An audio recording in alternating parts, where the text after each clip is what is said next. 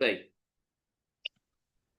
आज की हमारी मीटिंग रखी गई है कि सबसे पहले इस चीज को समझने की कि इस मार्केट में हमें क्या स्ट्रेटेजी रखनी चाहिए। और ये मार्केट इस वक्त जो मार्केट परफॉर्म कर रही है इस वक्त बहुत ज्यादा वॉलेटाइल है।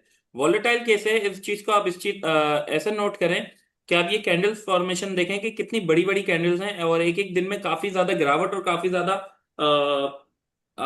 मार्केट चढ़ती हुई भी नजर आ रही है। और इसके मुकाबले नॉर्मल नेचुरल मार्केट को देख सकते हैं। ये नेचुरल मार्केट की कैंडल्स हैं जिसके अंदर छोटी छोटी कैंडल्स देखने को मिली हैं। यानी मार्केट अमूमन 1500 2000 पॉइंट की रेंज में परफॉर्म करती है। लेकिन अभी जो मार्केट की कंडीशन चल रही है, जैसे कि आपने लास्ट फ्राइडे को भी देखा, 166 का मार्केट ने लो लगाने के बाद वापस 172 का हाई भी लगा लिया और एक ही दिन में 4 4 5 5 हजार बिल्कुल कॉमन हो गए। और ऐसी वॉलेटाइल मार्केट के अंदर बहुत मुश्किल होता है अपने कैपिटल को सेफ रखना।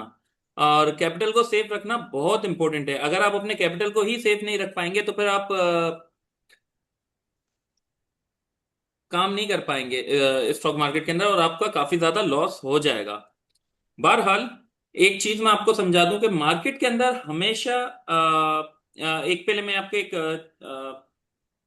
कॉमन सी मिसाल दे देता हूं जो मैं अक्सर आपको देता हूं कि स्टॉक मार्केट के अंदर स्टॉक मार्केट किस तरह ट्रेडिंग किस तरह चलती है। ट्रेडिंग इस तरह चलती है कि एक एक्सपर्ट ये बोलता है, कहीं पे भी प्राइस हो, एक एक्स वाई जेड किसी स्टॉक की 50 रुपए के ऊपर प्राइस है और यहां तक आ गया, जैसे कि 50 रुपए के ऊपर प्राइस है, तो एक एक्सपर्ट बोलता है यहाँ पे सेल कर देना चाहिए क्योंकि ये प्राइस काफी ज्यादा हाई हो चुकी है। उसी टाइम पे दूसरा एक्सपर्ट बोलता है कि ये यहाँ पे तो इसका ब्रेकआउट हो गया है, यहाँ पे इसका एक अप ट्रेंड स्टार्ट हो गया है, यहाँ पे हमें बाय कर लेना चाहिए क्योंकि अब ये और ऊपर जाएगा।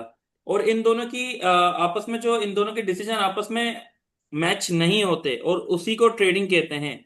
क्योंकि यहाँ पे अगर कोई आप कोई स्टॉक कोई भी स्टॉक अगर आप खरीद रहे हो तो जिससे खरीद रहे हो वो ये ही सोच के सेल कर रहा है कि ये स्टॉक यहाँ से गिरेगा और आप ये सोच के खरीद रहे हैं कि ये यहाँ से उठेगा। होता क्या है ये किसी को भी नहीं पता होता और उसके हिसाब से फिर मार्केट जब नेचुरल मार्केट जब अपना मार्केट जब परफॉर्म करती है और उसके बाद हो सकता है वो स्टॉक ऊपर चल जाता है या नीचे आ जाता है। अगर और ऊपर चल जाता है तो जिसने बुक किया, अक्सर आपके साथ ये हुआ होगा कि आपने कोई स्टॉक अच्छे प्रॉफिट के ऊपर सेल किया और आपके सेल करने के बाद वो और ऊपर चला गया, तो उस टाइम पे वो बंदा वो बंदा सही साबित हुआ जिसने उस वक्त स्टॉक को आपके स्टॉक को खरीदा।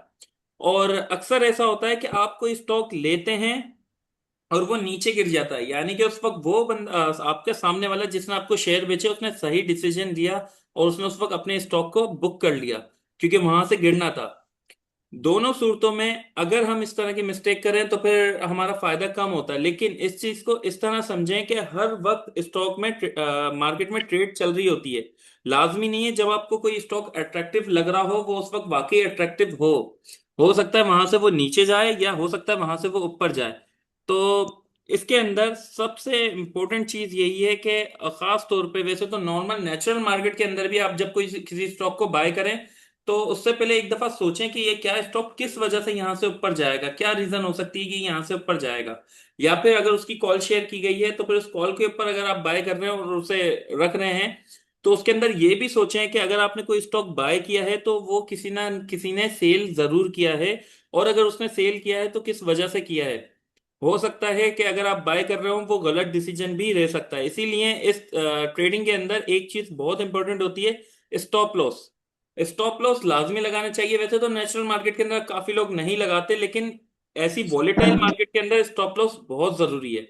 और बहरहाल, एक चीज मैंने नोट की है कि लोग हमारे मेंबर्स में ज्यादातर लोग गलत टाइम पे बाइंग करना चाहते हैं जब मार्केट सेफ नहीं होती।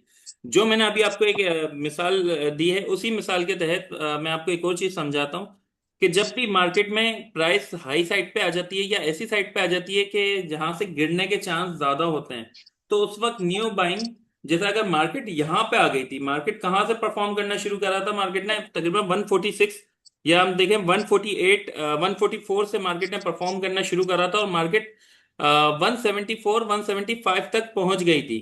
और वैसे तो ये ब्रेकआउट लेवल था लेकिन इस ब्रेकआउट को मैंने आपको लोगों को भी मैसेज से मैं आइडिया आपके हुआ साथ होगा। सोने आई हूँ। एक मिनट। आप लोगों को भी मैसेज से आइडिया हुआ होगा कि मैंने बार बार मना किया था कि यहाँ पे अपनी बाइंग जो है बाइंग रखना थोड़ा सा रिस्की हो सकता है। उसका रीजन क्या था? इन दो ईएमआई का क्रॉस ओवर, ईएमआई 50 और ईएमआई 100। ईएमआई 50 इस वक्त ईएमआई 100 से नीचे परफॉर्म कर रही है, जो बता रहा है कि मार्केट का ट्रेंड अभी स्टार्ट हुआ है। मार्केट 144 से 175 तक तो पहुंच गई है, लेकिन अभी भी ईएमआई 50 नीचे है। बहरहाल ईएमआई की इतनी डिटेल में नहीं जाएंगे हम, लेकिन बस इस चीज को समझ लें, इन दोनों का जब क्रॉसओवर होगा और आरएसआई हमारी 70 पे पहुंच जाएगी, तो उसके बाद ही हमारा प्रॉपर तरीके से बुल रन स्टार्ट होगा। और अब हो सकता है, अभी फिलहाल 172 का लेवल तो मार्केट इसे सस्टेन कर रही है, लेकिन अब जो ब्रेकआउट लेवल होगा वो होगा 175।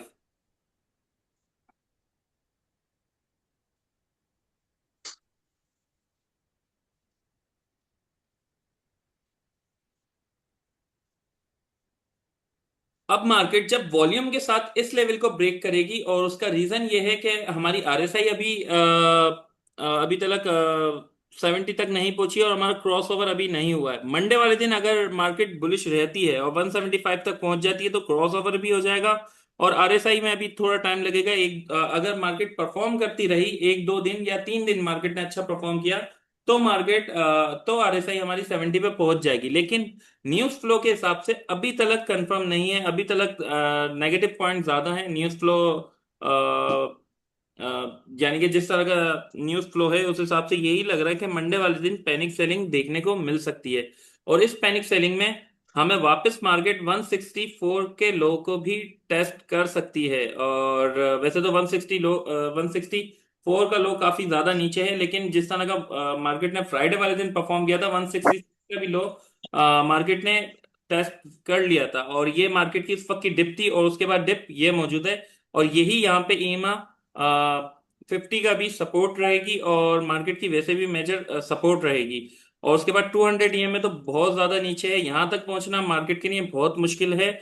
लेकिन अगर न्यूज फ्लो खराब हुआ तो मार्केट यहाँ तक भी पहुंच सकती है, यानी 158 तक। अब इस टाइम पे हम क्या करेंगे? अब इस टाइम पे क्या हम फिर अपना अमाउंट स्टक करके बैठ जाएंगे, या फिर इस दफा फिर वही कहानी दोहराई जाएगी कि मार्केट इतना ज्यादा नीचे आ जाए और हमें उससे कोई फायदा ना हो? लाजमी नहीं है उठती हुई मार्केट में ही फायदा हो, तो गिरती हुई मार्केट में भी फायदा हो सकता है। और गिरती हुई मार्केट में कैसे फायदा होता है, उसमें मैंने आपको एक एग्जांपल फ्राइडे वाले दिन ही बताई थी, खासतौर पे गैल के ऊपर। और वैसे साजगार और बाकी स्टॉक के ऊपर भी मैंने कुछ स्टॉक के ऊपर आपको बताया था, जैसे INIL। और इसमें मैंने आपको यही बताया था कि ऐसे काफी स्टॉक होते हैं जो ऐसी मार्केट में जहां पे हालात थोड़े से भी खराब हो तो गिरते बहुत तेजी से हैं, और खास तौर पे ऑटो सेक्टर के।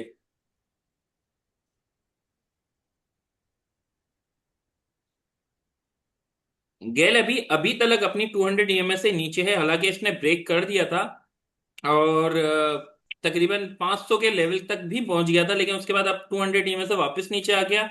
और फ्राइडे वाले दिन इसने 200 ईएमए को वापस टेस्ट कर लिया। लेकिन कहने का मतलब यह है कि गिरती हुई मार्केट में आपको काफी अच्छे स्टॉक काफी ज्यादा चीप रेट पे मिल रहे होते हैं। जैसे कि नॉर्मली गेल तकरीबन 550 और 600 तक ट्रेड हो रहा था, और इस वॉलेटाइल मार्केट के अंदर 293 292 का लो भी क्रिएट कर दिया।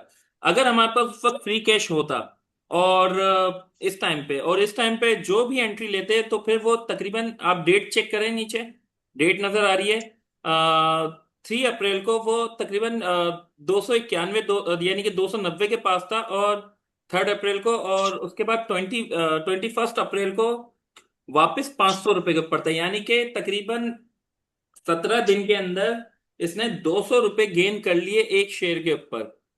सिर्फ एक शेयर पे 200 रुपये गेन कर लिए, जिसके पास अगर 1000 शेयर भी होंगे तो उसने इसी के ऊपर 2 लाख रुपए की ट्रेड का प्रॉफिट बना लिया होगा। लेकिन अब हम ऐसे ऐसी ट्रेड को कैसे जमा कर सकते हैं? अब दोबारा इस तरह की बाइंग करने का मौका आपको मिल सकता है इस पैनिक सेलिंग के अंदर। लेकिन क्या फायदा होगा? ये पैनिक सेलिंग हुई और ये स्टॉक नीचे गया, और नीचे जाते हुए आपके पास फ्री कैश ही नहीं बचा। जैसे एग्जांपल के लिए, अक्सर लोग मुझसे पूछ रहे थे, क्या हम अब एवरेज कर सकते हैं? क्या हम अब एवरेज कर सकते हैं? जब एक स्टॉक नीचे आ रहा होता है, जैसे एग्जांपल के लिए गेल है, गेल अगर 520 से नीचे आ रहा है और हम ये देखें कि ये 475 तक पहुंच गया, यहाँ पे एवरेज कर लेना चाहिए। और एवरेज करने का फायदा क्या होगा कि जब वो स्टॉक इतना नीचे तक भी गिर सकता है, तो बेहतर यह है कि हम न्यूज फ्लो के हिसाब से वेट करें।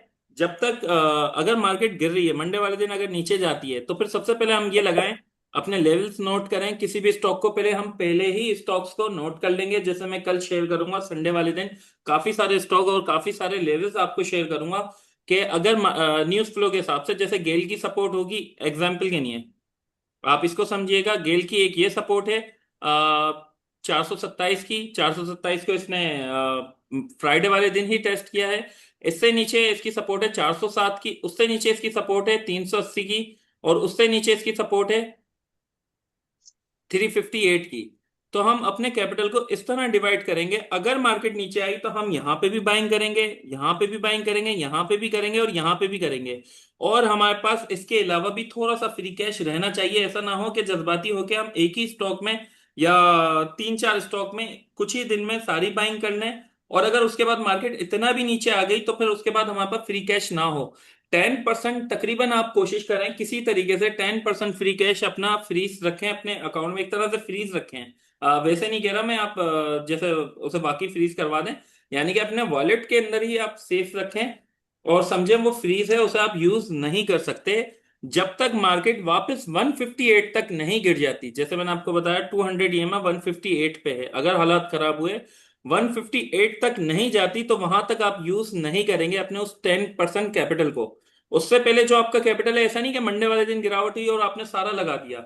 आप अपने पहले ही पॉइंट बना के रखें किसी भी स्टॉक में। डिसिप्लिन काफी जरूरी है इस मार्केट के अंदर, और डिसिप्लिन यही है कि आप पहले ही तय रखें कि अगर गेल इस प्राइस पे आया तो मुझे कितने उठाने हैं, इधर आया तो कितने, इधर आया तो कितने, और इधर आया तो हमें कितने उठाने हैं, और उतने ही उतने शेयर बाय करते हुए चल जाएं। फर्ज करें गेल आ जाता है 380 पे, और 380 पे आने के बाद वापस परफॉर्म कर जाए, वापस परफॉर्म करने के बाद वापस डाउन आ जाए, तो फिर हमारा कोई फायदा नहीं होगा इस बाइंग को करने का।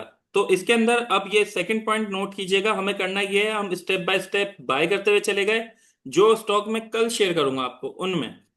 फिर उसके बाद यही स्टॉक जब गेल वापस 407 पे आएगा तो वहां पे हम थोड़ा सा बुक जरूर करेंगे, जो हमने यहाँ पे बाय किया उससे हाफ हम यहाँ पे बुक कर लेंगे, और फिर वापस नीचे आया तो उस हाफ को वापस बाय कर लेंगे, और उसके बाद और नीचे आया तो यहाँ पे हमें जो बाइंग करनी है वहां पे हम अपनी बाइंग कर लेंगे, यानी हाथ के हाथ थोड़ा थोड़ा प्रॉफिट भी बुक करते चले जाएंगे।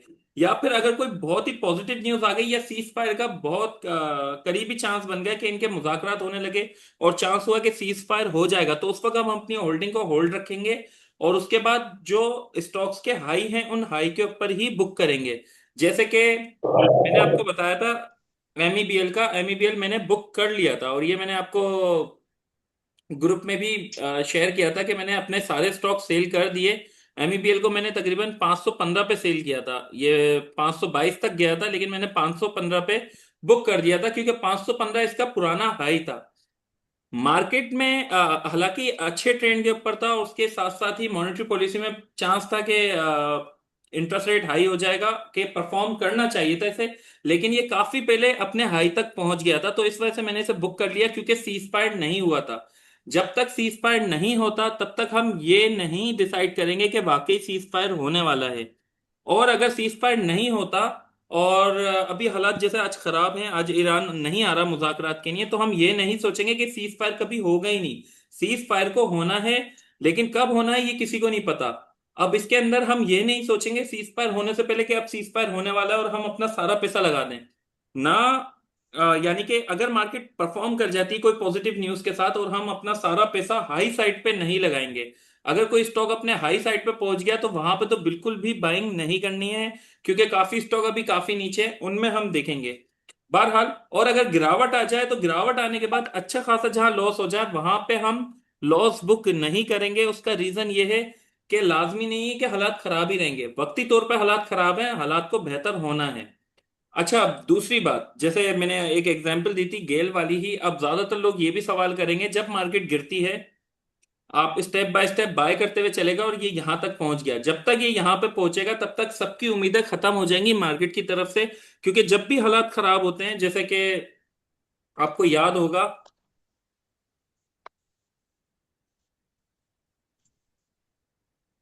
जब मार्केट यहाँ पे थी इस जगह पे और इस एरिया में, तो तब तक ज्यादातर लोग यही बात कर रहे थे कि अब सीज फायर नहीं हो सकता या फिर हमें लॉस बुक कर लेना चाहिए, मार्केट सालों के लिए फंस गई है। लेकिन उस वक्त मैं यही समझा रहा था कि कोई डरने की बात नहीं है, आप अपनी होल्डिंग को होल्ड रखें। और इसका रीजन ये था कि हालात बेहतर होने थे, हालात बेहतर हुए, मार्केट ने परफॉर्म किया, सीज फायर नहीं हुआ। तो उस वक्त मैंने आपको बताया कि यहाँ पे आप बुक कर सकते हैं, और यहाँ पे काफी लोगों ने काफी प्रॉफिट भी बुक किया, और कुछ लोगों की अभी भी होल्डिंग पुरानी होल्ड है। जो पुरानी होल्डिंग है उसे हम होल्ड रख सकते हैं। लेकिन यहाँ पे हमें मौका मिला था काफी सारे स्टॉक कन्वर्ट करने का, जैसे पेल, टॉमसल, इकॉप, और इसी तरह के काफी सारे क्यूटेक और पीएकेडी। इस तरह के काफी सारे स्टॉक में मौका मिला था हमें, हम चेंज कर सकते थे अच्छे ब्लू चिप स्टॉक से। जैसे गेल भी गया था 380 पे, 290 पे। उस वक्त जिन्होंने कन्वर्ट कर लिया था उनका फायदा हो गया होगा, उन्हें उसमें से लॉस, उन ब्लू चिप स्टॉक से लॉस रिकवर हो गया। लेकिन जो साइडबोर्ड आइटम थे उनमें से लॉस रिकवर नहीं हुआ। साइडबोर्ड आइटम हमेशा देर से परफॉर्म करते हैं। अब साइडबोर्ड आइटम में से काफी स्टॉक्स पर पेनी स्टॉक परफॉर्म करने लग गए थे, लेकिन वो भी ऐसा परफॉर्म, हर स्टॉक परफॉर्म नहीं कर रहा था। काफी सारे स्टॉक अभी काफी ज्यादा नीचे हैं, खासतौर पर साइड आइटम तो अभी काफी नीचे है। पेल ने परफॉर्म किया, लेकिन पेल अभी तक काफी नीचे है। पेल हालांकि काफी हद तक एक स्ट्रांग शेयर है, और फंडामेंटली बहुत स्ट्रांग है, लेकिन ये 63 से गिरा था और 32 पे आया। 32 से वापस 44 तक तो जरूर गया, लेकिन वहां से नीचे आ गया। अब 44 का लेवल अगर हम देखें तो तकरीबन इसने अपनी 50%,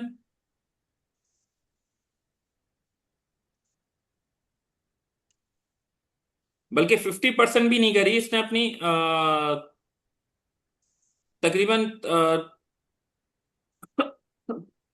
40% इसने अपनी रिट्रेसमेंट कंप्लीट, 40% इसने अपनी वापस जो गिरावट थी 40% रिट्रेसमेंट कंप्लीट करी इसने। लेकिन अभी भी ये काफी नीचे परफॉर्म कर रहा है। इसके मुकाबले अगर कोई किसी अच्छे स्टॉक का हम देखें, जैसे एग्जांपल के लिए हम गेल की मिसाल ले रहे हैं।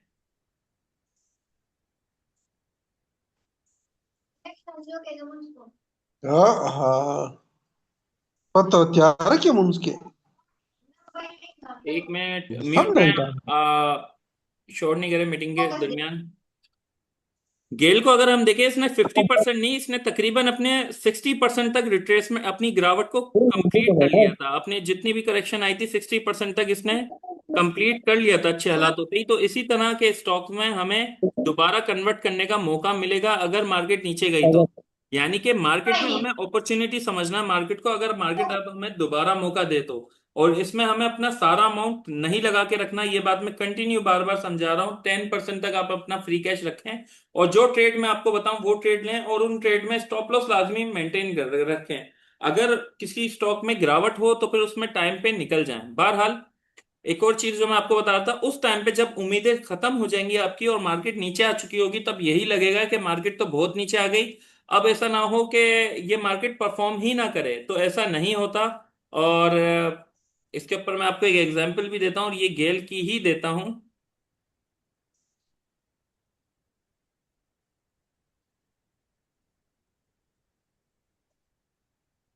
इसमें भी आप देख सकते हैं ये गेल कहाँ से कहाँ गिरा था, और ये कंटिन्यू 3 साल तक हालात खराब रहे थे, उस टाइम की बात है। और उससे पहले भी अगर मैं देखें तो यहाँ पे एक हाई लगाने के बाद, 367 का हाई लगाने के बाद, इसमें जब करेक्शन हुई थी तो 164 तक आ गया था, यानी कि आधा हो गया था। सेम यही पैटर्न बनाए थे।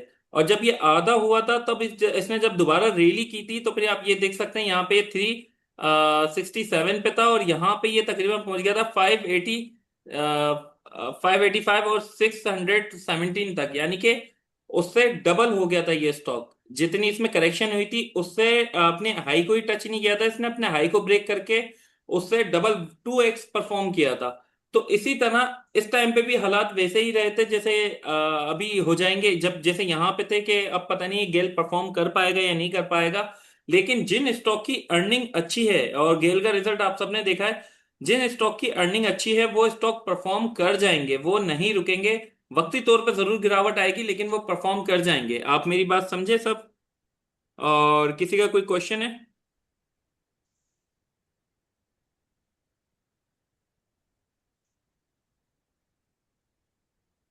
हेलो।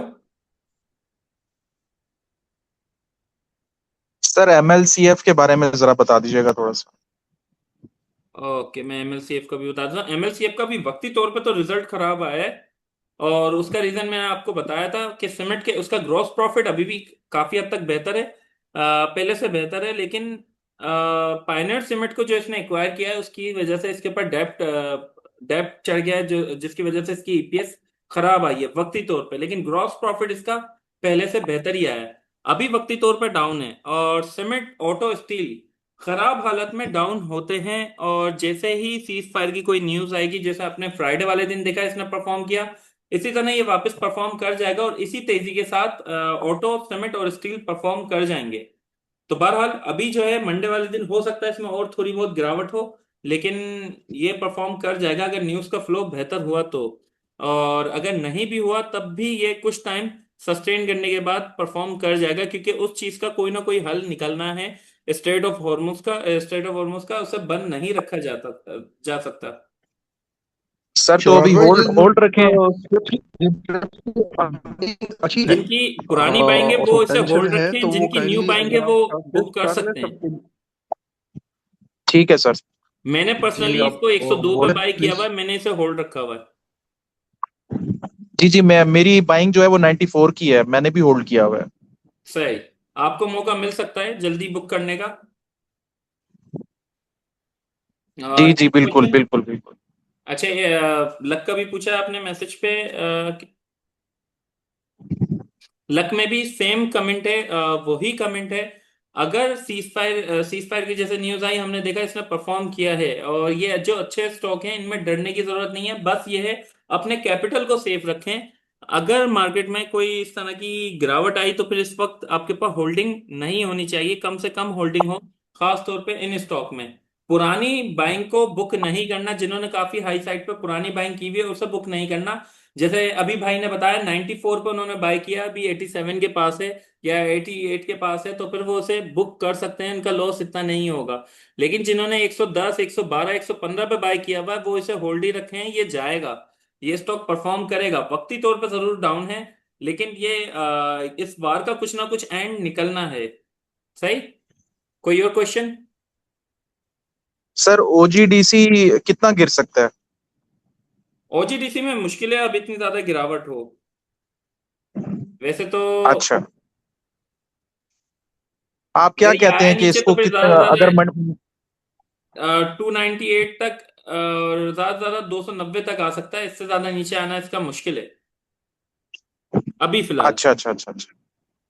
सर मंडे को ये कितना गिर सकता है ये, मतलब अगर नेगेटिव न्यूज रहती है? नेगेटिव न्यूज रहती है तो फिर ये तकरीबन हो सकता है वापस 304 300। अगर ये देखना होगा पैनिक किस किस तरह हो, क्योंकि वैसे तो आप लोगों को याद होगा मंडे मैंने बताया था कि एक मंडे थ्योरी चल रही है, हिस्ट्री रही है कि जब से मार्केट गिरी है तब से हर मंडे ही मार्केट नेगेटिव ही रही है। अगर मार्केट जी जी, बिल्कुल ऐसे ही अभी फिलहाल जो है ज्यादा नहीं गिरती, 166 के ही अपने अपने लो को मेंटेन रखती है, तो ओजीडीसी ज्यादा नहीं गिरेगा, लेकिन अगर इसे ब्रेक करके मार्केट तकरीबन 164 तक भी 164 तक आ जाती है तो फिर ओजीडीसी हो सकता है 304 305 रुपए तक भी पहुंच जाए, सही वरना सही इसमें ज्यादा गिरावट नहीं देखने को मिलेगी। जी नेक्स्ट। सही सही। शराज भाई, चूंकि हमें नहीं पता कि किस किस कंपनी या किस किस स्टॉक में कितना प्रॉफिट है, और चूंकि इसमें न्यू कंपनी भी है, तो अगर वो काइंडली आप जिन स्टॉक रिजल्ट आवाज कट अच्छे रही है आए हैं आपकी। और जिनमें पोटेंशियल है उनको शॉर्टलिस्ट करें और सबको एक साथ बता दें, तो ये जरा आवाज शॉर्टकट लग जाएगा हमारा। मैं जो है ना कल एक लिस्ट शेयर करूंगा आप सबको, और मल्टीपल लेवल्स के साथ, और काफी अट्रैक्टिव कंपनियां होंगी जो खास तौर पे जिनकी ट्रेड चल रही है, जिनमें स्विंग ट्रेड चल रही है, वो सब मैं कल शेयर करूंगा इंशाल्लाह। जी और उनके ठीक है, और थोड़ा मल्टीपल सा लेवल्स भी शेयर करूंगा, सपोर्ट और क्रिस्टल स्टील रेजिस्टेंस। का बता दें। जी। क्रिस्टल स्टील का बता दें, ऐसे भी स्टॉक्स हैं जिनके रिजल्ट अच्छे नहीं है लेकिन फिर भी उसमें पोटेंशियल होगा, लाइक क्रिस्टल का, अगर आप थोड़ा सा एक्सप्लेन कर दें। सीएसएपी काफी जबरदस्त स्टॉक है वैसे तो, और इसे तकरीबन 176 तक जाना था, लेकिन उस वक्त फिर वार सिचुएशन बन गई और ये वापस गिर गया। अभी भी इसने परफॉर्म किया था, इसे काफी ऊपर जाना है, लेकिन अभी फिलहाल इस वार की वजह से डाउन है, और इसका रिजल्ट ये वाला खराब आया है, इसकी अर्निंग काफी हद तक खराब हो गई थी, तकरीबन तकरीबन पूरे साल से ही इसकी अर्निंग खराब है। और उसका CSF भी? CSAP, Christian steel. अच्छा, क्रिस्टियन ये स्टील, ओके नजर आ रहा है आपको? जी जी अभी ठीक है। सर। सही सही। जी जी जी नहीं जी, समझ नहीं CFAP। ठीक आप क्या बता रहे हैं कि जल्दी अपर लॉक और जल्दी लोअर लॉक लगता है, कुछ समझ नहीं आई, बीच में बात कट गई थी। जी, मैं ये कह रहा हूँ ये उन कम अच्छे स्टॉक्स में से, ये आप देख रहे हैं कैंडल्स, ये अपर कैप है, ये लोअर लॉक है, लोअर लॉक। और ये आप देख रहे हैं इसके अंदर काफी ज्यादा वैसे तो यानी कि ये उन एग्रेसिव स्टॉक की तरह नहीं है जो आए दिन ही अपर कैप और लोअर लॉक लगते रहते हैं। ये उन कम अच्छे स्टॉक्स में से जिनमें सही ट्रेडिंग होती है। इसमें अगर आप सही टाइम पे अपना प्रॉफिट बुक कर लें और सही टाइम पे एंट्री ले लें तो इससे काफी अच्छा, काफी ज्यादा फायदा हो सकता है। Okay okay okay got it. Christian steel का कोई सेंट्रल गवर्नमेंट का भी कोई तल्लक बनता, कोई लास्ट दिनों में कोई खबर चली थी, कुछ में है, कुछ सच्चाई है? हाँ, इसमें काफी ज्यादा रूमर्स चल रहे हैं अभी तक, लेकिन इनकी कोशिशें तो काफी हैं, ग्रोथ के ऊपर काम कर रहे हैं, लेकिन ये ग्रुप थोड़ा सा इस ग्रुप के अंदर जो है ना, यही एक कंपनी काफी हद तक बेहतर है। और ये बातचीत चल रही है इनकी, और ये अपना बिजनेस भी जो इन्होंने काफी हद तक शिफ्ट कर लिया है। और अभी यही चांस है कि इनका आने वाले टाइम पे अर्निंग काफी हद तक बेहतर हो सकती है। सर, हस्कोल के बारे में बता दें, हस्कोल बाय करना चाहिए? अब तो अभी फिलहाल तो वैसे वापस नेगेटिव न्यूज आ गई तो फिर हाँ, अभी ये जो है ना अपनी रेजिस्टेंस के पास है। अच्छा अच्छा। ये नेगेटिव अपनी न्यूज़ चल फिफ्टी रही है परसेंट अभी की फिलहाल तो। रेजिस्टेंस के पास है। हो सकता है ये यहाँ से वापस रिवर्स हो जाए और इससे रेजिस्ट होकर वैसे वापस नीचे आ रहा है। और उसी के साथ साथ आप साइड बोर्ड आइटम का एक टाइम होता है, मोमेंटम बना हुआ होता है, जो लास्ट हमें रोल ओवर वीक में देखने को मिला था। और अब रोल ओवर वीक के साथ ही फ्राइडे वाले दिन ये ठंडा होता हुआ नजर आया है। बहरहाल, सही एक सर। और स्टॉक जो मैंने आप लोगों को शेयर किया था, कॉयल, ये भी मेरे जहन में आया, क्यों ना मैं इसके बारे में भी आपको बता दूं। कॉयल जो है ना, लगातार लोअर लॉक के साथ नीचे आया था, और इस टाइम पे मैंने आपको शेयर किया था कि यहाँ पे इसमें वापस बाइंग हो सकती है। इसमें अपर कैप भी हुआ, नेक्स्ट डे भी ऊपर गया, लेकिन वापस नीचे आ गया। लोअर लॉक पे से थोड़ा थोड़ा करके जमा किया जा सकता है अगर ये यहाँ से, इस एरिया से, ये जो रेंज आप देख रहे हैं,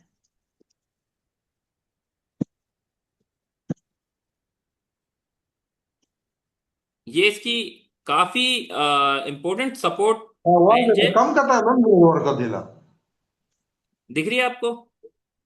ये तकरीबन 44 46 तक, जब भी ये इसे ब्रेक करके नीचे आया अगर, तो फिर ये नीचे वापस यहाँ पे पहुंच जाएगा 31 32 पे। और अगर उससे ब्रेक किया तो फिर ये तकरीबन 17 रुपए तक पहुंच जाएगा, 21 और 17। इसकी सपोर्ट बहुत चलो ज्यादा चलो। दूर है, और ये गिरेगा तो लोअर लॉक के साथ ही गिरेगा। लोअर लॉक के साथ गिरने का मकसद ये है कि आपको बेचने का मौका नहीं मिलेगा। जिस तरह यहाँ पे आपने देखा ये लोअर लॉक के साथ नीचे आया, और ये जब उठता है तो फिर अपर कैप के साथ ही उठता है। और अपर कैप के साथ हालांकि बीच बीच में मौका दिया इसने, लेकिन जाहिर सी बात है 3 4 अपर कैप के बाद मुश्किल ये से होल्ड रखना, किसी भी स्टॉक को कोई भी होल्ड नहीं रख सकता। तो इसीलिए गिरते हुए स्टॉक में कभी भी ट्रेड नहीं कीजिएगा। जब इसमें इस तरह ठहराव आए या लोअर लॉक के ऊपर, थोड़ा थोड़ा करके बाय कर सकते हैं, जमा जरूर कर सकते हैं कि अगर आप यहाँ पे बाइंग करें और ये अगर 32 तक पहुंच जाए तो आपका ज्यादा लॉस ना हो। जैसे अगर आपको 1000 शेयर लेने हैं तो आप 100 100 शेयर कर करके बाय कर सकते हैं। सही। सिराज भाई, इसके फंडामेंटल्स क्या कहते हैं? फंडामेंटल इसके ऐसे ही हैं, ऐसे स्टॉक के फंडामेंटल चेक नहीं किए जाते, इसमें बस मोमेंटम देखा जाता है। अगर मोमेंटम बना तो ये 100 रुपये भी ब्रेक कर जाएगा।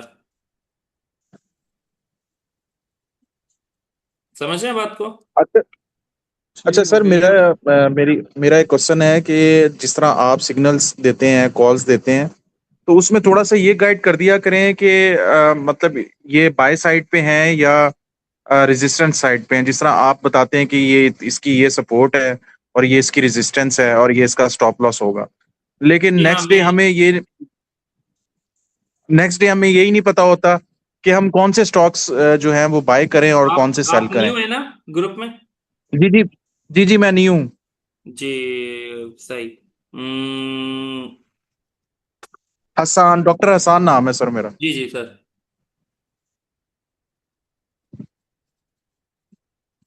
तो इसमें मैंने आपको काफी मैसेज भी किए इस बारे में तो आपका मैंने आपको रिस्पॉन्स एक नहीं था इस बारे में। डिटेल में वॉइस भी की थी मैंने आपको ना, जी मैंने आपको एक वॉइस भी की थी उसके ऊपर। मैं हाँ आपको जी हाँ जी समझाता हाँ हूँ। जी हाँ जी। आवाज आ रही है आपको? जी जी जी जी। अच्छा, अब मैं जी आपको सर मेरा। समझाता हूँ। इस वक्त जो है ना, हाँ जी मैं आपको शेयर करता हूँ, मैं जो कॉल शेयर करता हूँ वो मैं इस तरह नहीं करता। कॉल शेयर दूसरे तरीके से होती है, और उसी के ऊपर मैं कुछ आपको चीजें भी समझा दूंगा। जैसे एक जी जी सेकंड के नहीं है, मेरे लैपटॉप में जी पुराना डेटा उठ के नहीं आ रहा ग्रुप का, मैं आपको शेयर करता हूँ। जी जी जी जी।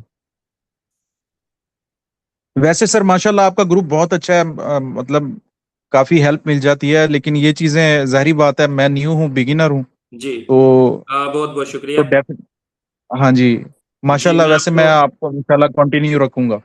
इंशाल्लाह इंशाल्लाह। शराज जी भाई, जी ऑयल की प्राइसेस की बिल्कुल समझ नहीं आती कि क्या गिदर सिंह है, क्या फार्मूला है, कब ये अप होती है, कब डाउन होती है, कब ये होता है कि अच्छी न्यूज होती है तो ये अप हो जाती है, कभी अच्छी न्यूज पे ये डाउन हो जाती है। कुछ कुछ इस तरह है फार्मूला जिसे समझ में लगे कि इसमें ऑयल किस तरह मूव करता है। अभी इस वक्त सबसे ज्यादा वॉलेटाइल ऑयल की प्राइसेस ही चल रही हैं, और ये न्यूज़ फ्लो के ऊपर चल रहा है, और न्यूज़ फ्लो यही है अभी तक जो मैंने नोट करा है पर्सनली तौर पे, कि जब भी 3 दिन तक मार्केट पॉजिटिव रहे, ऑयल प्राइसेस हाई रहे, यानी कि गिरे, ऑयल प्राइसेस नेगेटिव रहे और न्यूज़ का फ्लो बेहतर रहे, तो उसके बाद लाजमी कुछ ना कुछ ट्रम्प इस तरह की कोई ना कोई अनाउंसमेंट करता है, इस तरह की ट्वीट करता है कि उसके बाद हमें गिरावट देखने को मिलती है। समझ रहे हैं आप? मैं आपको एक मिनट मैं में मतलब दिखाता मतलब कि उसको सुनना शुरू कर दें अभी हूँ। जो दुनिया चला रहे वो सब कुछ खुद मैनिपुलेट कर रहा है। अभी हैं। उसके बाद बैक एंड पे पता नहीं उसने क्या टीम बिठाई हुई है, वो जो लगा पड़ा है वो खुद ही। अभी एक मिनट, सबसे पहले हम यूएस ऑयल पे बात करते हैं। मैं आपको एक चीज दिखाता हूं, देखें, नोट करें हमेशा, ये देखें, गौर से देखिएगा। एक हाँ दिन जी। नेगेटिव, दूसरे दिन नेगेटिव, तीसरे दिन नेगेटिव, चौथे दिन वापस परफॉर्म कर दिया उन्होंने। इसी तरह ये 3 दिन, हालांकि ये चौथे दिन भी नेगेटिव थी, उसके बाद परफॉर्म कर दिया। फिर 2 दिन फिर परफॉर्म कर दिया, और 3 दिन पॉजिटिव रही, फिर वापस नीचे आ गई। और ये 3 दिन पॉजिटिव रही, चौथे दिन वैसे ही रही, और ये 3 दिन हमें तेज चढ़ती हुई दिखी, ये 3 दिन हमें तेज चढ़ती हुई, यहाँ 4 दिन तक भी चढ़ती हुई दिखी। तो वैसे जो मैं नोट चिराग कर रहा भाई, था, खास तौर पे इस टाइम पे अगर हम देखें 27 फरवरी के बाद से, जब से जंग शुरू हुई है, वैसे तो बीच बीच में 4 दिन भी देखने को मिले, लेकिन हम 3 दिन का अपना रखेंगे हिसाब किताब। जैसे अभी ऑयल प्राइसेस तो वैसे पहले दिन गिरी हैं, और न्यूज़ फ्लो इस तरह का है कि लग नहीं रहा कि ये एक दिन ही गिरेगी, वापस चढ़ जाएगी। अभी फिलहाल तो चांस नहीं है, लेकिन 3 दिन ऑयल प्राइसेस हाई होने के बाद फिर चांस होता है कि ऑयल प्राइसेस नीचे जाएंगी, और 3 दिन नीचे ये जाने के वीकेंड, बाद चांस होता है वापस ऊपर जाएंगी। 3 दिन वीकेंड के ये जो है ना बन रहे हैं। नहीं, ये वीकेंड के नहीं बन रहे, ये बीच के बन रहे हैं। वीकेंड के अंदर तो अगर हम देखें तो मंडे वाले दिन तो अक्सर हाई ही गई हैं, हाई ही गई होंगी। ये एक चीज मैंने नोट नहीं की। वीकेंड के बीच के बन रहे हैं। फ्राइडे सैटरडे संडे का बन रहा है ये इस तरीके से कुछ। हाँ, एक मिनट ये। अच्छा, अब जिन्होंने क्वेश्चन पूछा था वो ये जरा कॉल देख लें। जी जी अब आप देख रहे हैं, मैं जब भी कोई स्विंग कॉल शेयर करता हूं ना, वो इन लेवल्स के साथ शेयर करता हूँ। जैसे टारगेट 1, टारगेट 2, टारगेट 3, और पोजिशनल टारगेट अलग ही होता है। पोजिशनल टारगेट जो होता है वो 3 मंथ का टारगेट होता है, यानी कि करीब का टारगेट नहीं होता। और अगर इसी को हम चार्ट के ऊपर देखें, ये चीज पुराने मेंबर्स भी देख लें, उनकी भी आसानी होगी। वैसे ज्यादातर मेंबर्स को पता है, लेकिन अगर किसी को कोई डाउट हुआ उसमें तो वो क्लियर हो जाएगा। अब ये देखें, ये मार्केट की सपोर्ट और रेजिस्टेंस है। सपोर्ट और रेजिस्टेंस क्या होती हैं, ये आपने नोट किया ही होगा। जैसे ये देखें, रेजिस्टेंस थी तो वहां से मार्केट वापस रिवर्स हो गई। ये सपोर्ट थी, तो इस सपोर्ट के ऊपर मार्केट वापस प्राइस रिएक्ट कर रही है, वापस उठ रही है। यहां से भी उठी, यहां से भी उठी, यानी कि सपोर्ट पे आके आपको खरीदना है, रेजिस्टेंस पे अपने प्रॉफिट को बुक करना है। अब ये जी जी देखें प्राइस, ये क्या है, 478, और ये कॉमन है 495। इसमें स्विंग टारगेट आगे का है, 485 का है। जैसे ये रहा 485 का स्विंग टारगेट, यहां से स्टार्ट हुआ है। जब ये कॉल शेयर की गई थी तो इसके ऊपर के टारगेट शेयर किए गए थे उस वक्त। अब ये जो 470 485 का जो टारगेट है ना, ये टारगेट तब तक है जब तक इसे हिट नहीं करता। अगर हिट करके वापस नीचे नहीं आया प्राइस, अगर जी इसको जी। ब्रेक कर गई, तो फिर यही इसके लिए सपोर्ट लेवल रहेगा। हम्म यहां से ठीक है। वापस आने के बाद चांस होगा कि यहां से ही वापस बाउंस होगा, यानी कि जो आपका टारगेट है, आपने बाय किया, आपने यहाँ पे बुक कर लिया, यहाँ पे बुक करने के बाद स्टॉक आगे निकल गया, आगे निकलने के बाद जब वापस यहाँ पे आएगा तो यहीं पे आप दोबारा बाय कर सकते हैं। उस वक्त आपका टारगेट नेक्स्ट रेजिस्टेंस रहेगी, यानी नेक्स्ट टारगेट रहेगा। ये जो हमारे टारगेट है स्विंग टारगेट, ये इसकी इंपॉर्टेंट सपोर्ट और रेजिस्टेंस है। हम्म और इसी अच्छा, ये तरीके से मैं कल ये जब शेयर, सपोर्ट भी है और रेजिस्टेंस भी है। हाँ, अभी जो टारगेट शेयर किए गए हैं, जब अभी प्राइस यहां तक नहीं पहुंची अगर, और टारगेट इस प्राइस से ऊपर आ गई प्राइस, तो उसके बाद पीछे जी यही जी। सपोर्ट का काम करेंगी। हम्म अच्छा अच्छा अच्छा अच्छा। समझ सही। गए? जी सर जी। सही। और अब वैसे तो सपोर्ट में एक और दो सपोर्ट शेयर करता हूं, लेकिन अब जो कल मैं सपोर्ट शेयर करूंगा, मैं ज्यादा सपोर्ट शेयर करूंगा। जैसे एग्जांपल के लिए एमईबीएल की ही, एमईबीएल की सपोर्ट होगी 479, और उससे नीचे होगी 467, और उससे नीचे होगी उससे नीचे की सपोर्ट तकरीबन डबल 444 या 440। सही। इस तरह सही की मल्टीपल में सही। आप लोगों को सपोर्ट शेयर करूंगा न्यूज़ फ्लो के साथ ही मार्केट, क्योंकि जाहिर सी बात है अभी सीज फायर हुआ नहीं है। हो सकता है मार्केट दोबारा हमें और मौके दे नीचे से नीचे बाय करने के। हम एक साथ बाय नहीं करेंगे, हम अपना फ्री कैश सही जी। तरीके से यूटिलाइज करेंगे। और एक और चीज अक्सर लोगों के जहनों में एक चीज रह रही है कि अगर सीज फायर हो गया अचानक तो हमें बाय करने का मौका नहीं मिलेगा। और ये चीज मैंने ही आप लोगों बिल्कुल। को वैसे बीच में ईद के टाइम पे मैंने ही समझाई थी कि जब भी सीज फायर होगा, अपने अपना लॉस बुक नहीं कीजिएगा। जब भी सीज फायर होगा तो फिर आपको 3 दिन तक खरीदने का मौका नहीं मिलेगा, मार्केट 30% ऊपर चली जाएगी। बहरहाल अभी सीज फायर नहीं हुआ है, लेकिन मार्केट ऊपर चली गई है। इस वक्त सिचुएशन चेंज थी, अभी सिचुएशन चेंज है। इस वक्त हम तकरीबन 25-30% तक लॉस में थे। हम्म सारे मेंबर्स सही। ध्यान से सुन रहे, 30% तक लॉस में थे। तो इस टाइम पे कभी भी मैं नहीं बोलूंगा कि किसी स्टॉक का आप लॉस में बुक कर लें। और इस टाइम पे यहां से यहां तक इस लेवल पे मैंने यही समझाया आपको कि अपने होल्डिंग को होल्ड रखें। और अभी भी यहाँ पे जिनकी पुरानी बाइंग है, 180 की बाइंग है, उसको होल्ड रखें। लेकिन यहाँ पे काफी सारे सेक्टर ने परफॉर्म कर लिया है। बैंक सेक्टर ने, जैसे एमईबीएल ने परफॉर्म कर लिया है, हब पावर ने परफॉर्म कर लिया है। तो काफी सारे स्टॉक ऐसे हो गए थे जिनमें हम बुक कर सकते थे प्रॉफिट, और मैंने बुक करवाया है।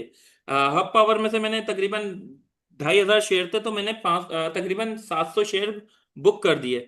तो इसी तरह एमईबीएल तो मैंने पूरा ही बुक किया था, उसके बाद दोबारा भी बाय किया। अब दोबारा बाय मैंने फ्राइडे वाले दिन शुरू किया था, और आप लोगों को भी शेयर किया था कि एमईबीएल जमा करें। बहरहाल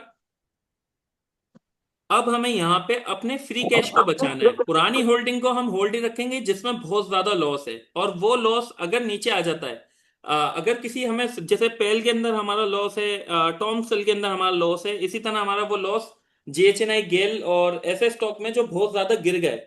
तो जो स्टॉक बहुत ज्यादा गिर गए हैं हम उनमें कन्वर्ट करेंगे, और उनके हाई देख के, और ये मैंने पिछली दफा भी समझाया था, अगर वो अपने हाई से 30% डाउन है, या 25% डाउन है, या कोई अगर 20% डाउन है, और आपके किसी स्टॉक में 10% या 12% का लॉस है, तो आप उसे उससे कन्वर्ट कर सकते हैं। उस साइड बोर्ड आइटम को कन्वर्ट कर सकते हैं। किसी ब्लू चिप को ब्लू चिप से कन्वर्ट ना करें भले। सही। सर, कन्वर्ट करने का मतलब क्या क्या है इसमें कन्वर्ट आप करने का मतलब यह है, जैसे मैंने रिसेंटली अभी फातिमा के शेयर किया था कि फातिमा को मैंने बुक किया है। कन्वर्ट करने का मतलब यह है कि एक स्टॉक में, एक ही तरह का, एक ही तरह का नहीं, एक मतलब साइड जिस बोर्ड तरह आप आइटम। वो फर्टिलाइजर है, वो भी फर्टिलाइजर है। मेरे ख्याल है आपने एंग्रो फर्टिलाइजर और फातिमा वो फर्टिलाइजर का जिक्र एंग्रो किया था। फर्टिलाइजर को मैंने उससे कर लिया था, क्योंकि एंग्रो फर्टिलाइजर में मुझे इस तरह का मूव नहीं दिखने को मिल रहा था, और लॉस तकरीबन उससे कम था मेरा, इफर्ट में लेकिन कम एंग्रो था लॉस। फर्टिलाइजर, फातिमा फर्टिलाइजर तो बहुत बड़ी कंपनी है। मतलब हाँ, मेरा काफी बड़ी ख्याल है कि कंपनी है। परफॉर्म करेगी तो एंग्रो ज्यादा करेगी शायद। और फातिमा नहीं का रिजल्ट भी बहुत अच्छा नहीं है। हम्म एंग्रो का रिजल्ट बहुत अच्छा है एज कम्पेयर टू फातिमा।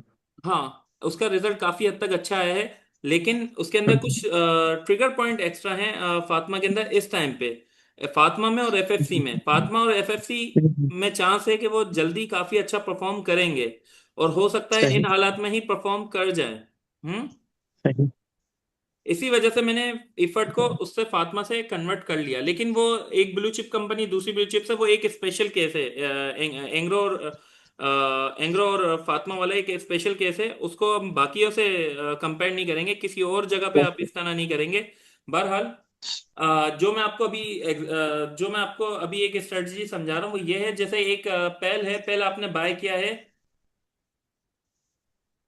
जैसे 57 पे, या फिर आपने बाय किया हुआ 50 रुपए के ऊपर, और आपका इसमें लॉस है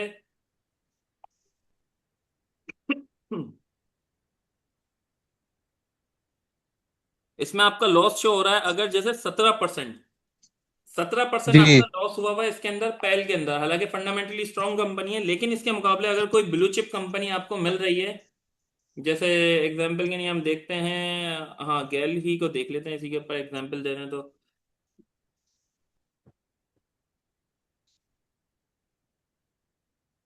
गैल का जो कॉमन हाई है, एक तो ये हाई है मौजूदा, और एक ये कॉमन हाई है, कॉमन रेंज है इसकी तकरीबन 550 तक, अगर हम यहाँ तक लगा रहे हैं, या 545 तक।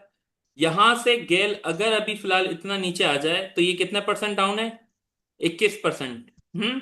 21%। जी और जी। अगर हमें यहां से भी सस्ता मिल रहा है 25% डाउन के ऊपर, 25% के लॉस के ऊपर, यानी अगर हमारी इसके अंदर गेल के अंदर 540 की बाइंग होती, तो फिर हमारा तकरीबन 25% तक लॉस शो हो रहा होता। कहने का मतलब ये है, इससे कम लॉस में अगर हमारा साइड बोर्ड आइटम है, साइड बोर्ड आइटम को हम इसमें कन्वर्ट कर लेंगे। पेल का वापस 50 तक जाना, गेल का वापस 540 या 600 तक जाने से मुश्किल है, क्योंकि गेल पहले परफॉर्म कर जाएगा हालात बेहतर होते के साथ ही। पेल को थोड़ा मतलब आप टाइम कह रहे हैं लगेगा। कि ये प्रॉफिट उधर मतलब कवर हो जाएगा आपका जो लॉस है। हाँ, वो लॉस आपका यहाँ कवर हो जाएगा। ये नहीं हुआ कि आपने ओके बहुत ओके, ये बुक कर लिया और एक जल्दी कवर साथ हो जाएगा। नहीं। देखें, हम्म। जब भी मार्केट, हाँ मार्केट में जब भी खराब हालात होते हैं, जैसा मैंने आपको बताया ये 3 सेक्टर नीचे जाते हैं। बहरहाल इन 3 सेक्टर के अलावा वैसे भी अगर आपको मौका मिले, हालात अच्छे होने लगे, आपको ये पता चले, ये सवाल हर मेंबर से, कि आपको पता चले कि अब मार्केट अच्छा परफॉर्म करेगी, अब मार्केट वापस बुल रन में आ जाएगी, तो सबसे पहले आप कौन सा स्टॉक बाय करेंगे?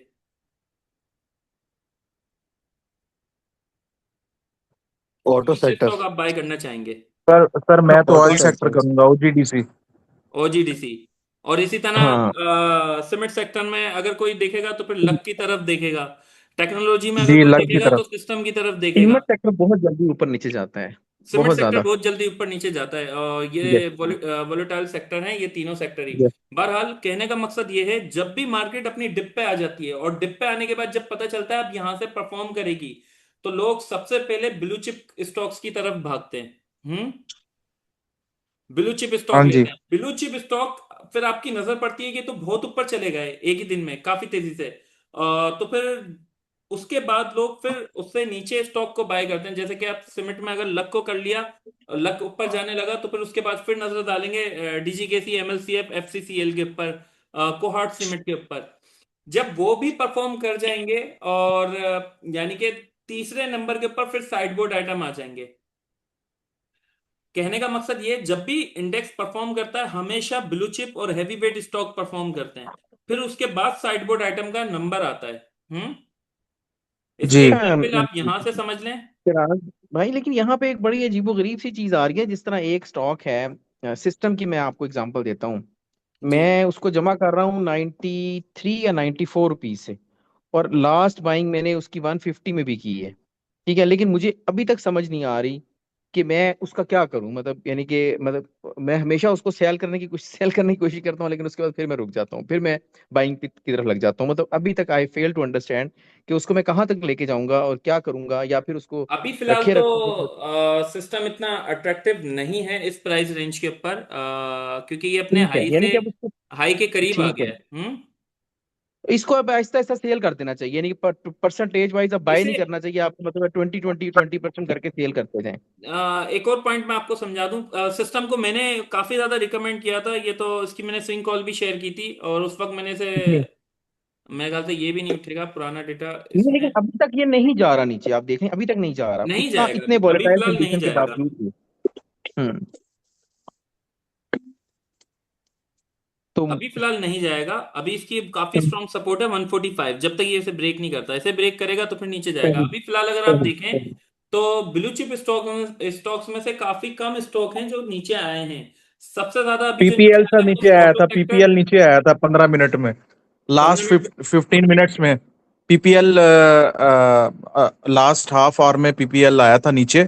उसके बाद उसने दोबारा दौड़ लगाई दोबारा दौड़ लगाई है। पीपीएल। पीपीएल पीपीएल और ओजीडीसी, अगर इसको जी जी, पीपीएल ऐसे ही को है। भी देखेंगे तो 242 से हाई लगाने के बाद वापस 222 पे आया था, लेकिन इसमें भी इतनी ज्यादा गिरावट नहीं हुई जिसके इसके मुकाबले अगर बाकी स्टॉक देखें। वैसे तो पीपीएल और ओजीडीसी ये दो स्टॉक हैं जो आपको बताते हैं कि फंड मार्केट में हैं या नहीं है। जब भी ये जी नीचे जा जी, रहे ऐसे ही होते है। हैं तो फिर उस वक्त आप समझ जाए कि फंड मार्केट से दूर हो गए हैं।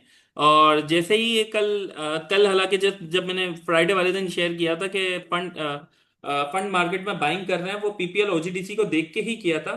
और इन ये थोड़े से वैसे वॉलेटाइल हैं दोनों स्टॉक, लेकिन ये होते काफी हद तक ये सेफ स्टॉक हैं अगर देखा जाए सही प्राइस रेंज पे मिले तो, सही प्राइस पे मिले तो। क्योंकि इन्होंने देखा था अभी लास्ट टाइम में इन्होंने भी परफॉर्म करना शुरू कर दिया था, हालांकि पॉजिटिव न्यूज भी नहीं आई थी तब भी परफॉर्म करना शुरू कर दिया था, क्योंकि इनके बिजनेस बहुत ज्यादा स्ट्रांग है। बहुत ही हम्म। स्ट्रांग बिजनेस मॉडल है इनका। अगर ऑयल प्राइसेस नीचे जाएं ऊपर जाएं उससे इन्हें फर्क नहीं पड़ता। और अभी तो रेकोटेक का जो काम चल रहा है तो उसके अंदर तो ये तकरीबन 40 साल के लिए अप ट्रेंड में ही हैं। 40 साल तक अप ट्रेंड में ही रहेंगे, भले 20 साल बाद ऑयल की इतनी वैल्यू ना हो। हम्म।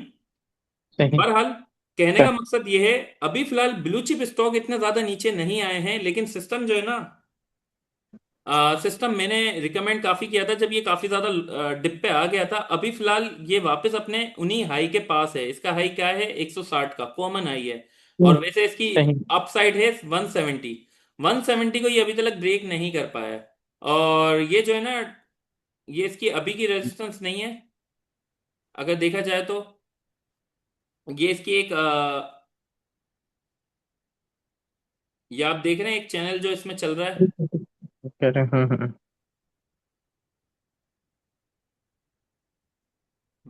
ट्रेंड ऊपर ही जा रहा है।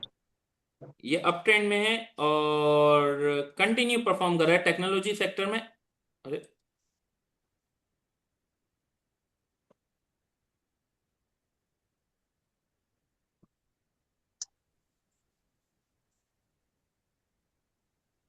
ये कंटिन्यू ऊपर की तरफ ही जा रहा है, लेकिन इस टाइम पे ये जो लेवल है ना, ये वाला लेवल, ये यहां से यहां तक का, अब यहां से आपको 103 रुपए, 106 रुपए से ये इसने 154 तक का तो कमा के दे दिया है।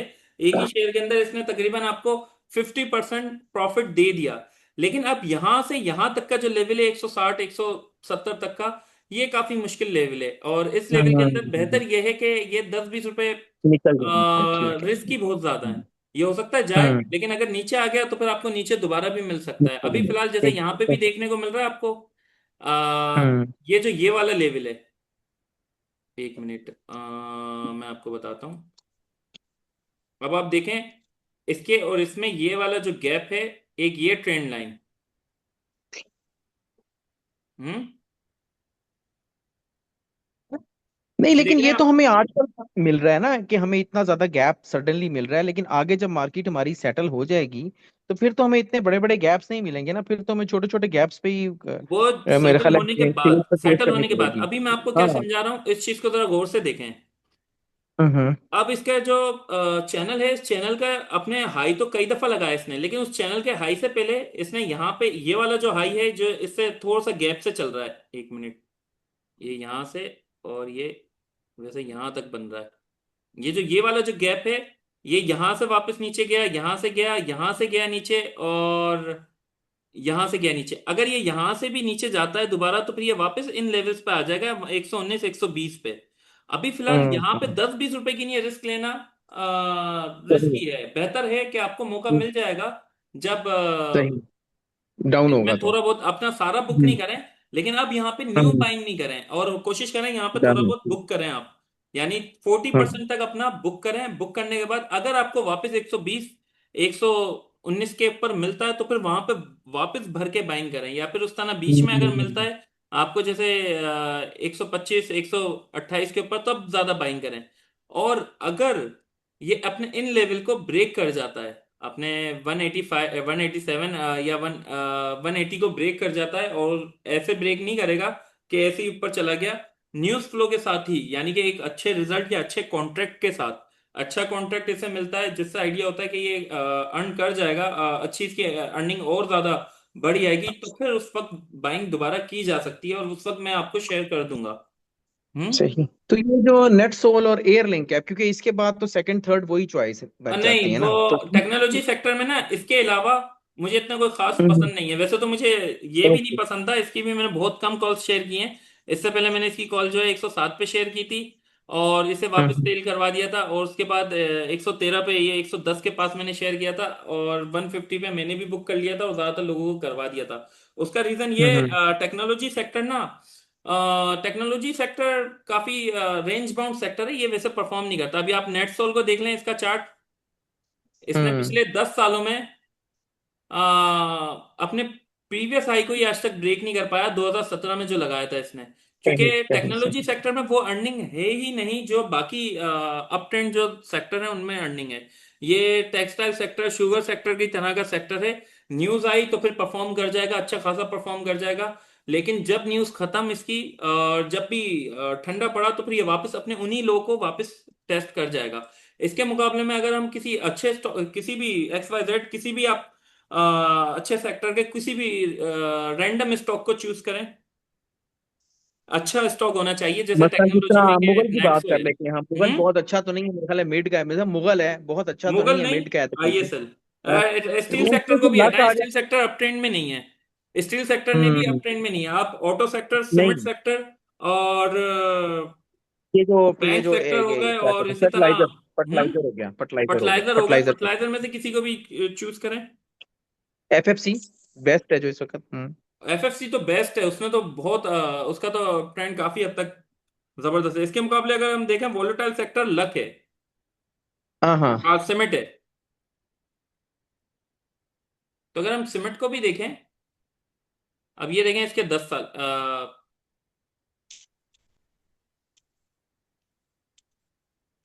अब ये इसके 10 साल देखें, हम्म देख रहे हैं कहां से कहां पहुंच गया। हम्म। सही। और ऑटो सेक्टर में तो देख ही नहीं सकते, वो तो वाकई 5 साल में तो कहीं से कहीं पहुंच गया। इसी तरह अगर हम वैसे मुगल को भी चेक करें, मुगल हम्म। मुगल की तो अर्निंग खराब थी स्टील सेक्टर में, स्टील सेक्टर ने वैसे परफॉर्म नहीं किया। अब ये देखें, जो ऐसा सेक्टर है ना, देख रहे हैं वो आप, ज्यादा ऊपर जाता है। ऊपर तो बहुत गए, लेकिन अपने प्रीवियस हाई एक रेंज में को चले, ब्रेक नहीं अप किया। ट्रेंड में नहीं चले। हम्म ये इन्वेस्टमेंट वाले स्टॉक नहीं है। टेक्नोलॉजी सेक्टर हम्म, इन्वेस्टमेंट वाला नहीं है, सिर्फ और सिर्फ सिस्टम को छोड़ के। अगर एयर ठीक है। लिंक को भी देखेंगे आप, तो फिर हमने मीटिंग किसी और उसमें ले रखी थी, लेकिन वो कहीं से कहीं टॉपिक चला गया। एयरलिंक भी एक रेंज में ही परफॉर्म कर रहा है। टेक्नोलॉजी जी जी सेक्टर बिल्कुल में सही। अर्निंग वैसी नहीं है टेक्नोलॉजी सेक्टर की, क्योंकि ये डॉलर में अर्न करते हैं। और हम्म 2022 में जो इनके साथ हुआ था कि डॉलर, इनकी ट्रेड्स को बंद कर दिया गया था कि आप एक्सचेंज पे, कि आप डॉलर मुल्क से बाहर नहीं भेज सकते। हम्म।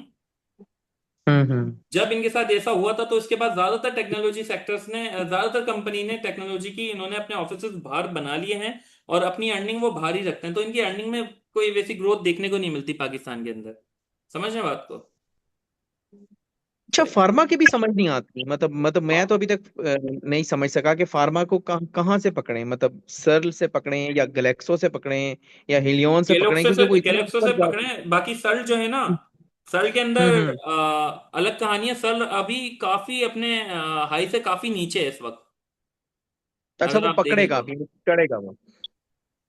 काफी ज्यादा नीचे इसका हाई जो है, वो तकरीबन 260। अच्छा अच्छा अच्छा अच्छा, तो मतलब सर्ल के अंदर फिर आप मौका तलाश करके तो इसको कर सकते हैं इसके ऊपर काम, जैसे ही कुछ थोड़ा सा ये ऊपर जाना शुरू इसमें होता कर है तो। सकते हैं, क्योंकि ये परफॉर्म कर जाएगा, और ये मेरे हम्म फेवरेट स्टॉक्स में से। इसके ऊपर डेप्थ जो है काफी ज्यादा हो गया था, और इंटरेस्ट रेट नीचे जाने की वजह से डेप्थ काफी हद तक क्लियर हो गया है इसका। ये परफॉर्म कर जाएगा इंशाल्लाह, हालात बेहतर होने के हम्म। साथ ही। लेकिन अभी फिलहाल जो है ना, वैसे बाकी फार्मा तो सेक्टर वैसे ही में, इतने ऊपर हैं, ग्लेक्सो और हिलियन तो समझ नहीं आती, वो तो अपने हाई हाई के पास पास फिरते रहते हैं तो।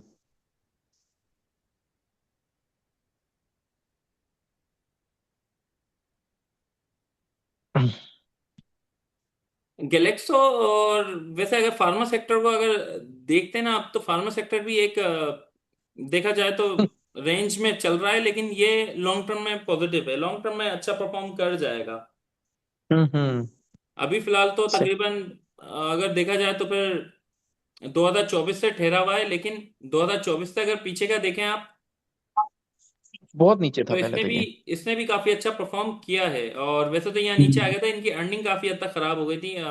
ये जो मार्केट का डाउन ट्रेंड आया था उसी में काफी नीचे आ गया था। हालांकि अभी भी अब अर्निंग इनकी काफी हद तक बेहतर हो रही है नहीं, एज ये तो कम्पेयर इनको टू बाकी गवर्नमेंट ने सेक्टर अब के अलाउ हिसाब कर से। दिया ना, कुछ कुछ जी। कुछ जिस तरह मल्टी वाइटामिन्स में इनको अलाउ कर दिया है कि अपने रेट से कर सकते हैं। पहले ये था कि हाँ। सब रेट जो थे वो गवर्नमेंट ही अभी अलाउ पॉलिसी अभी थी। अभी गवर्नमेंट ने थोड़ी सी पॉलिसी चेंज की है। हाँ, पॉलिसी चेंज चेंज कर रही है। और अब इनकी जो है ना अर्निंग पहले से काफी बेहतर हो जाएंगी एज कम्पेयर टू बाकी सेक्टर तकरीबन 2023 से अब ट्रेंड में आ गए थे, लेकिन हालांकि ये भी आया था 2023 के बाद, लेकिन 2024 के दिसंबर से और अभी तक तकरीबन 2025 के दिसंबर तक ये एक रेंज में ही चल रहा था। और अब इनमें अप ट्रेंड आना शुरू होगा और ये परफॉर्म करना शुरू करेंगे तकरीबन, हालात बेहतर हो जाएं। और इस बजट के बाद से फार्मा सेक्टर में वापस अप ट्रेंड आना शुरू होगा। जिस तरह बैंक्स ने परफॉर्म किया है, ऑयल सेक्टर ने परफॉर्म किया है, इस तरह ये परफॉर्म करेंगे फार्मा सेक्टर और सीमेंट सेक्टर। और उसके बाद स्टील सेक्टर भी रेंज बाउंड है। अगर गवर्नमेंट ने पॉलिसीज कुछ उनकी अ, कुछ ऐसी बना दी जिससे उन्हें फायदा हो, तो फिर और स्टील सेक्टर भी परफॉर्म कर सकता है। वैसे तो इस साल स्टील सेक्टर बेहतर परफॉर्म करेगा, जो मैं बार बार शेयर कर रहा खास तौर पर आईएसएल और मुगल काफी अच्छा परफॉर्म करेंगे इस साल। इस साल के लिए टॉप पिक है मेरी वो। लेकिन अगर गवर्नमेंट ने कुछ इनकी तरफ नजरसानी कर ली तो फिर ये वैसे कंटिन्यू अप ट्रेंड में आ जाएंगे जैसे बाकी सेक्टर आए। सही। बिल्कुल ठीक है। ओके।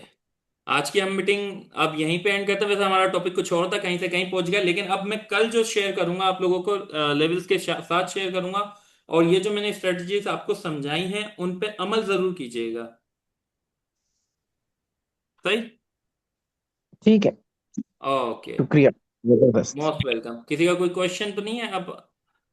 टीएचसीसीएल का फ्यूचर क्या है? टीएचसीसीएल जो है ना, अच्छा स्टॉक है, काफी हद तक काफी टाइम से रेंज बाउंड है, लेकिन ये परफॉर्म कर जाएगा। इसे होल्ड रखा जा सकता है, खासतौर पे इस प्राइस पे तो होल्ड रखा जा सकता है। इसे 85 के बाद बुक करना शुरू करेंगे इंशाल्लाह। बाकी बैंक्स के बारे में, बैंक्स जो है मंडे को अगर पैनिक सेलिंग हुई, क्योंकि नेगेटिव न्यूज है, पैनिक सेलिंग में हो सकता है डाउन आ जाए, लेकिन मॉनेटरी पॉलिसी अनाउंस होने के बाद उनमें काफी हद तक पॉजिटिविटी आएगी, खास तौर पे बीओपी में। और एमईबीएल और यूबीएल एचबीएल इन सब के लिए पॉजिटिव है। सही है। अल्लाह हाफिज। अल्लाह हाफिज भाई। अल्लाह हाफिज। अल्लाह